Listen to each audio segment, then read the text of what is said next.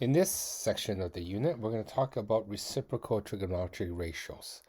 So the concept behind this one isn't terribly difficult. We just sort of have to memorize some definitions. So some more definitions, and these definitions are actually three other trig ratios that we discover that we can use or see things. But it's not nearly as complicated as sine, cosine, and tangent when we first started. But before we get there, let's do a warm up on based on what we did before. So we did the about coterminal angles, and so basically we have angles that are beyond 360 or less than 0. And how do we find the trig ratios of something like that? So the idea there is that we just keep adding and subtracting 360 because there's 360 degrees in a circle until we get an angle that's in between 0 and 360. So in the first example, we want to do the sine of negative 120. So because it's negative, we're going to add 360 to it. So this is going to be the same thing as the sine of negative 120 plus 360 is 240 degrees. And if I quickly sketch my angle, so 240 degrees will fall over there in the third quadrant. In this case, alpha is going to be 60 degrees. 240 minus 180. In that third quadrant is how we determine alpha. So this is going to be the same thing as the sine of 60 degrees. And referring to my cast mnemonic, sine is going to be negative in that quadrant. So it's going to be negative sine of 60. So this is going to be negative root 3 over 2. The next one was tan of 180 degrees. So basically 180 is a complete multiple of 360. So 180 minus 360 is 720. 720 minus 360 is 360. And obviously 360 minus 360 is 0. So this is the same thing as tan of 0, which is 0.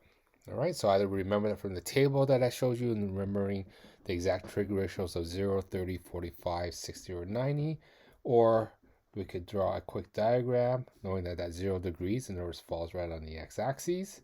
So there, my x, this point is actually going to be r comma 0, wherever r is. That's going to be the same thing as x.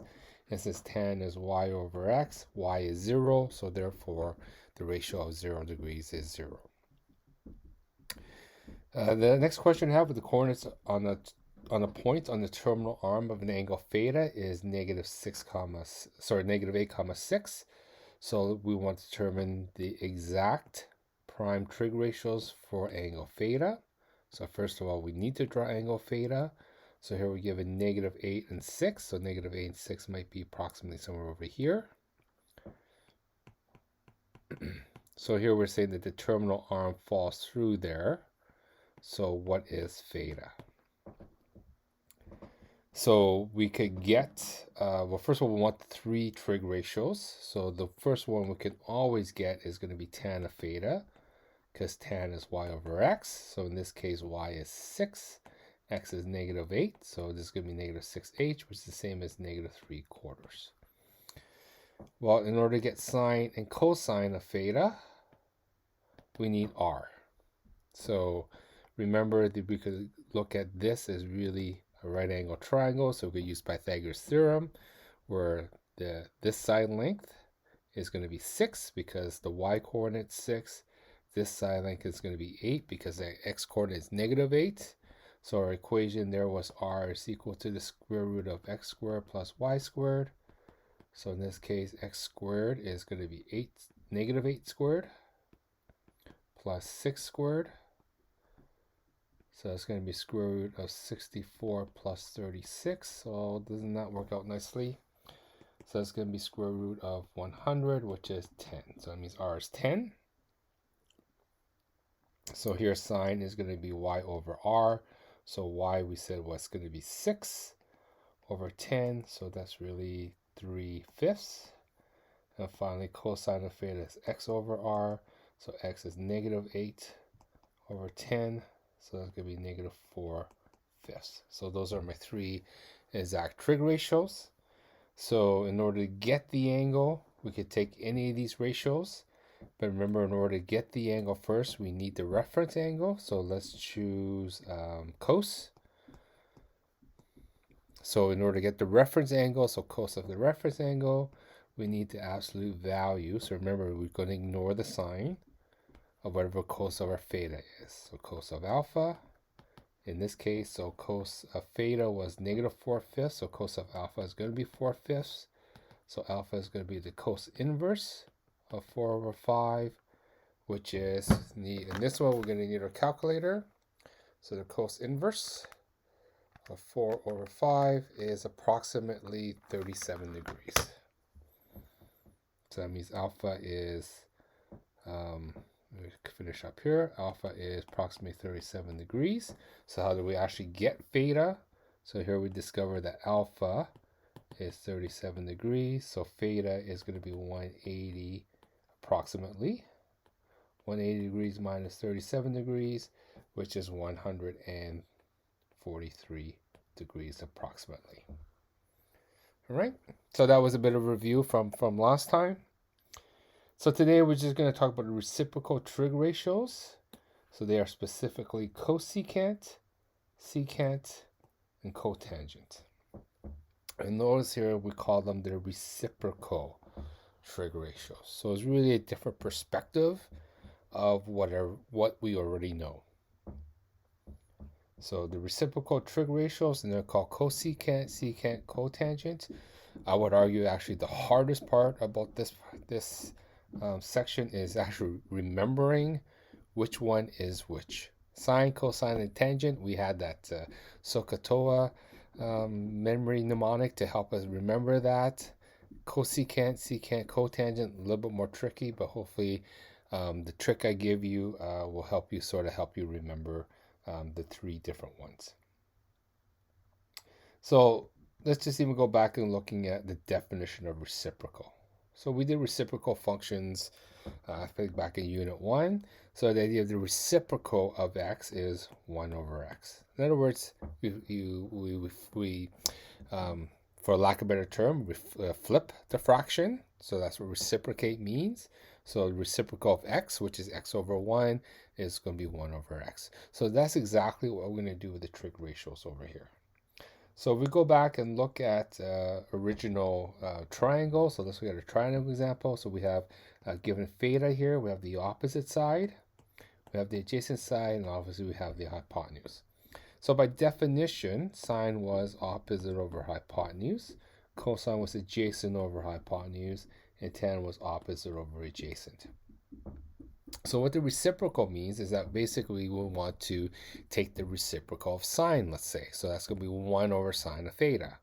Well, that means we're really going to, again, flip or reciprocate our fractions or our ratio. So instead of opposite over hypotenuse, 1 over sine of theta is going to be hypotenuse over opposite. Likewise, the reciprocal of cos of theta is going to be hypotenuse over adjacent. And the reciprocal of tan over theta is going to be adjacent over opposite. So that's really what the reciprocal trig ratios are. The hardest part is remembering the names. So 1 over sine of theta, this is cosecant of theta. So that's what cosecant is the reciprocal of sine. The short form for this is CSC of theta. Okay, so that's your short form cosecant. So whenever we see CSC or cosecant in our memories, we have to remember that's really 1 over sine of theta. 1 over cos of theta, well, this is called secant of theta. All right, and the short form for that is sec of theta. Say that carefully. Sec of theta, SEC. So that's secant of theta, which is 1 over cos of theta. The more easier one to remember is what's the reciprocal of tan of theta? Well, that's just called cotangent of theta. And the short form for that is cot of theta. Okay, or cotangent of theta. So how do we remember which one is which? So we still remember the words cosecant, secant, and cotangent. Hopefully that isn't so bad. Obviously, secant is in 2 of the 3. Tangent is related to tangent. So how I remember it is that in each pair, there's only one co. So there is only one co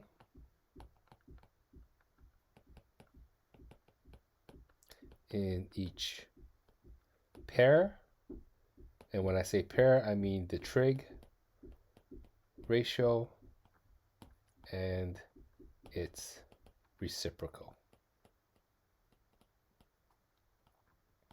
So when I say cosecant, because there's already co in there, that must be sine. If I say secant, there's no co in there, so it must be the reciprocal of cosine.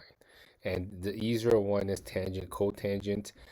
I know, why didn't you just call it cosine and cosine? That sounds kind of weird. Maybe that's why they didn't. Who knows? My guess is it's either Greek or Latin for something. All right, so that's something we have to live with, something we need to remember. So how does this apply? Well, given this example, we have theta over here, and we're given the length of the triangle. So here we want to determine what sec of theta, cosecant of theta, and cotangent of theta is. So remember secant of theta, so again, there's no co, so that means it must be cosine. So this is really 1 over cosine of theta, but really we want to remember the actual ratio. So cosine was adjacent over hypotenuse, but this time we want hypotenuse over adjacent. So that's going to be 13 over 12. Cosecant, so there's a co in there, so that's going to be 1 over sine of theta. So what's the reciprocal of sine of theta? Well, sine of theta is opposite over hypotenuse. So the reciprocal is going to be hypotenuse over opposite. So in this case, that's going to be 13 over 5. And finally, the easiest one is cotangent, which is 1 over tan of theta. So tan of theta was opposite over adjacent, so the reciprocal is going to be adjacent over opposite, which is 12 over 5. All right. Why is this important? Because sometimes we're given the reciprocal instead of the trig ratio, right? Sometimes whatever it is, the situation that we're looking at, which is easy, it's easier to see the reciprocal. So we're told what, for example, we're told what the secant of theta is. So we were told that, well, the secant of theta for this particular situation is 13 over 12. What is theta? So how do we determine that? Well, how I would like to do it is basically I know that secant of theta is really 1 over cosine of theta, right? So it's really reciprocal. But we know that secant of theta is 13 over 12. So really, that implies that the cos of theta, we want to reciprocate that, is going to be 12 over 13. Then we just go back into our normal, how we figure out the angle given the trig ratio. So in our calculators here, theta is going to be the cos inverse of 12 over 13. So in this case, we need our calculators again. So cos inverse of 12 divided by 13 is approximately 23 degrees. All right, so that's the steps that we need to do. So basically, you need to take your ratio, you need to reciprocate it, understand what the original trig ratio would be, and then you do inverse of that to get our answer. All right, so here's another example. Cotangent of theta is 2.56. So I know that cotangent is reciprocal of tangent. So that means the tangent of theta must be 1 over 2.56. So theta will be the tan inverse of 1 over 2.56. So we need to again plug that into the calculators. So the inverse tan of 1 divided by 2.56. So that's going to be approximately 21 degrees. All right, so that's how we make use of a reciprocal ratio to actually get our angle. So now we might be given something like this. Now that something's beyond 90 degrees. So what's the cosecant of 300 degrees? Well, there's a couple ways to do this. One, you could actually stick with cosecant, knowing that this is the inverse, or the reciprocal of sine. And so we know that the reference angle of 300 is going to be 60 degrees. And then remembering the exact trig ratios of 60 degrees, or whatever it is, then reciprocate it. Okay, so there's a couple of steps in there. What I like to do is this. Knowing that cosecant is 300 degrees, this implies, well, I'm going to look at, not implies, I'm going to look at first, well, what's the reciprocal of cosecant, which is sine. So I'm more interested right now what sine of 300 degree is. All right, so really, yes, eventually I want the cosecant, but I know this is the reciprocal of sine. So I'm going to focus on what sine of 300 degrees is, which is, we've done lots of examples of this already. 300 degrees is going to fall in that quadrant. So we know that the reference angle here is 60 degrees. Oops, not 36. 60 degrees. There's my cast. So then sine is going to be negative. So this is really negative sine of 60 degrees, which is, well, sine of 60 is root 3 over 2. So this is going to be negative root 3 over 2.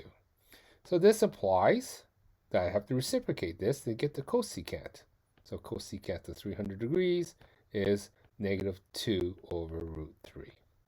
All right, so really just taking it one step, understanding what the reciprocal is, and then finding the ratio for that reciprocal, and then reciprocating that fraction back. So let's look at cotangent of 225. So really, first thing I'm going to be interested in is finding what the tangent of 225 degrees is. So tangent of 225 is going to fall in that quadrant. So alpha here is going to be 225 minus 180, which is 45 degrees. So this is going to be the same thing as tan of 45, but tangent in that quadrant, happens to be positive. So it's the same as tan of 45, which is 1. So what's the reciprocal of 1? Just happens to be 1. So here the cotangent of 225 happens to be 1 as well, same as the tangent of 45. All right. The last one here, we got the secant of 150. So secant was a reciprocal of cosecant. So there's no co in secant, so it must be cosine. So I'm interested in finding what the cosine of 150 degrees is. So here, that was ugly. Let me try that again. So there we go. That's theta. And so that implies that alpha over here is 30 degrees.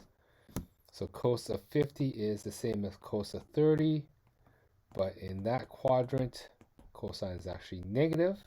So what's the negative cos of 30 degrees? That's going to be negative root 3 over 2.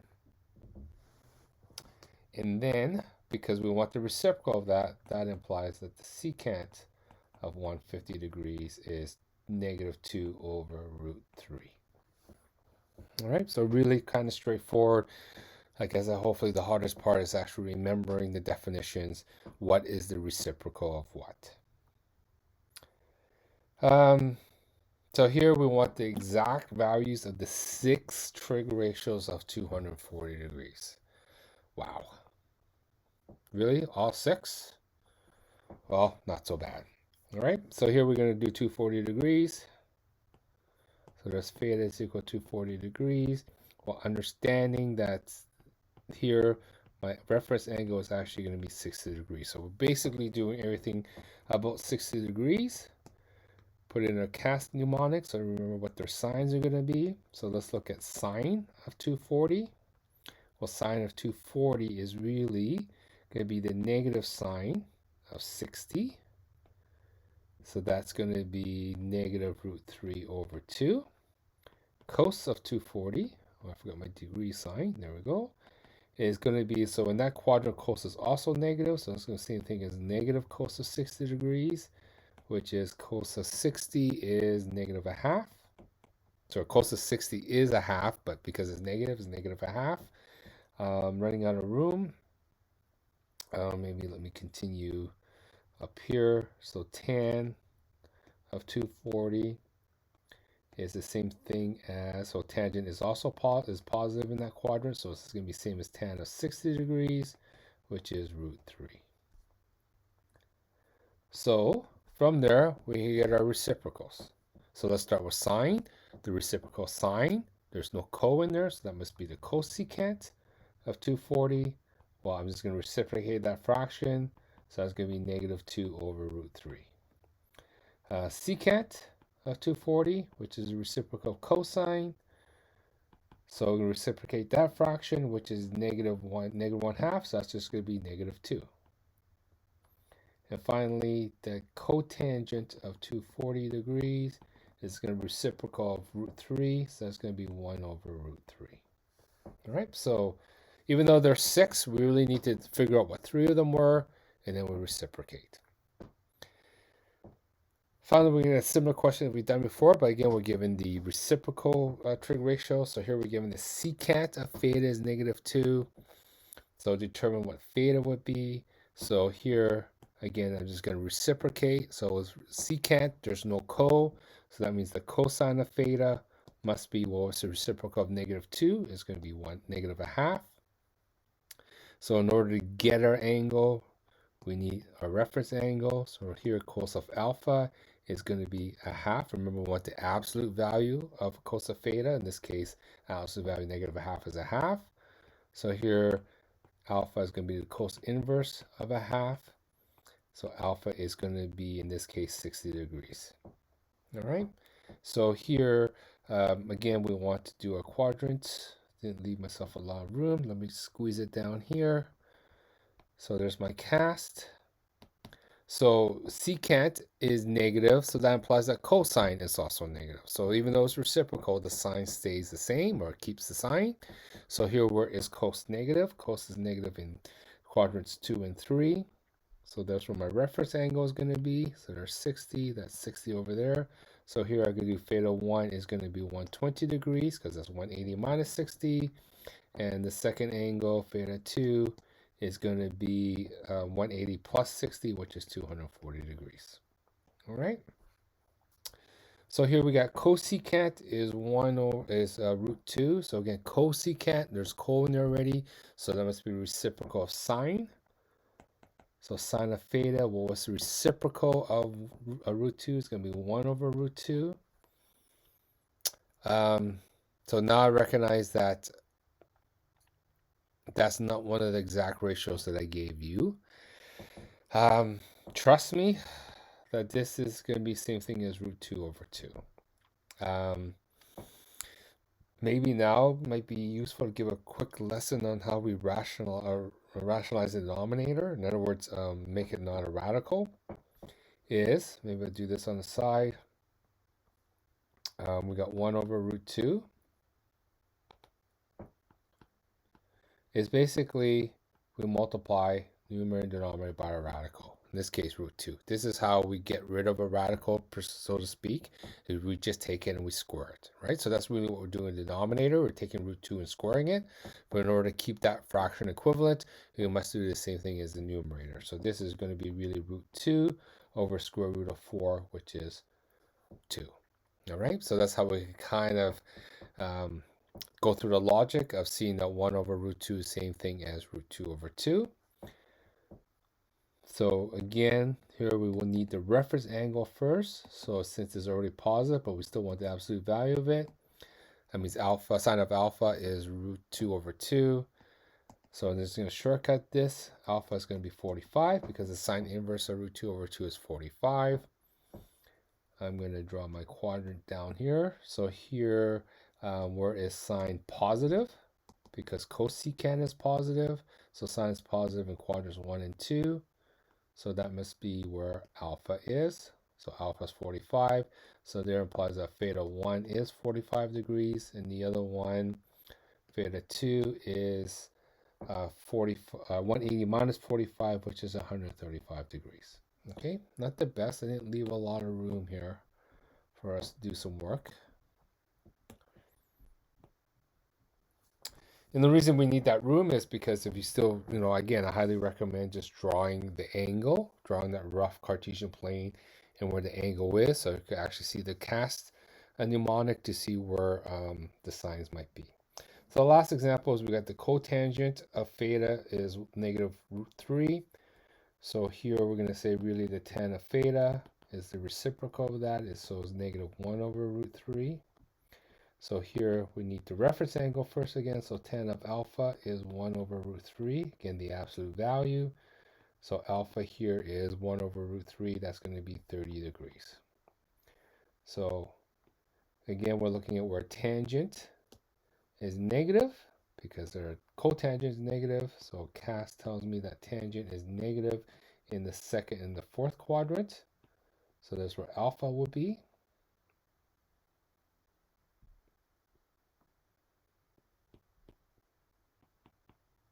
So that means theta 1 is going to be 180 minus 30, which is 150 degrees. Theta 2 in quadrant 4 is going to be 360 minus 30, which is 330 degrees. All right. So here's another similar example. Given cotangent B is 3/4, find all angles B such that B is between 0 and 360 degrees. So if we're given the cotangent of B is 3/4, that means that we know that the tangent of B is 4 over 3. All right. So again, we can't solve for B right away. We need the reference angle. So tan of alpha is 4 over 3. For this one, we're going to need our calculators because 4 over 3 is not a ratio over one of our exact or special triangle or special angles. So the tan inverse of 4 over 3, plug that in my calculator.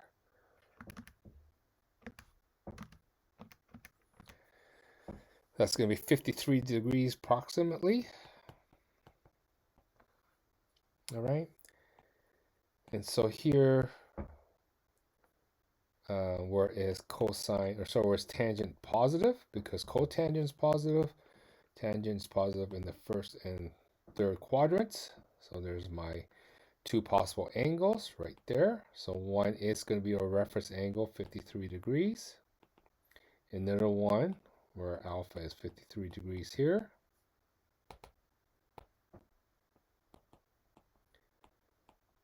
So that would be theta 2. So theta 1 is 53 degrees approximately. Theta 2 is approximately 180 plus 53, which is 233 degrees. All right, so there's the two answers there. Very similar to the ones we did above, except that, oh no, it's exactly the same as we did above. We had to get our two angles. So here's some tricky things that we're dealing with the reciprocal. Explain why it's not possible to determine the value of x such that. Well, the cotangent of 180 degrees. Well, cotangent is the reciprocal of tangent. So what is the tan of 180 degrees? Well, tan of 180 degrees, again, we draw here, there's a 180. So the coordinates of that pair would be minus r comma 0, whatever r may be. So tan, we know that it's y over x. So in this case, y is 0, x is negative r, so it doesn't really matter. But tan of 180 is 0. So what's the reciprocal of 0? It's undefined. So that's why it's not possible. A better way to look at this is, what was the definition of cotangent? Cotangent is x over y. All right, so in this case, we look directly at x and y is 0, so we're dividing this by 0. Well, why is that important? I'm going to off track a little bit. And then, well, what's the cotangent of 90 degrees? Well, we know the cotangent is the reciprocal of tan, but tan of 90 degrees is undefined. So what's the reciprocal of undefined? Don't know, kind of weird. So that's why I'd rather go back to the definition of cotangent, which is really x over y. And if we look at 90 degrees, we see that x is 0, and y would be, doesn't matter what it is. Right? So here we get 0 over y. So really the cotangent of 90 degrees is actually 0. All right? Because, so this makes more sense because we can see directly based on the definition of cotangent as opposed to trying to figure out what the reciprocal of undefined is. All right? The other one here, we have cosecant of x is 1/2. So cosecant is the inverse or reciprocal of sine. So that means sine of x is equal to 2. Why can't we do that? I'm going to plug in my calculator. That seems like it's doable. So sine inverse of 2, and my calculator just blew up. It says domain error. In other words, there's no answer. Okay, and here's why. Well, the definition of sine of theta is opposite over hypotenuse. So one of the things that we want to kind of appreciate from this is that given a triangle, and you can even look at a x, y, and radius, is that hypotenuse or the radius has to be longer than the other two sides. That's the definition of hypotenuse, right? Or in this case, when we look at on the Cartesian plane, x and y can't be greater than r. In fact, the only way it get close to it if it's exactly r. So if x is exactly r or y is exactly r, but then we discover that's exactly either 90 degrees or 180. All right, but that's the max it can have is 1. So the maximum ratio it can have for sine is 1, and the same thing applies for cosine as well. So we can never have cosine of x to be 2 as well, because that's not possible. All right, so so this has to be less than or equal to 1, because h must be greater than or equal to the opposite side. Last, we got secant of x is equal to 0.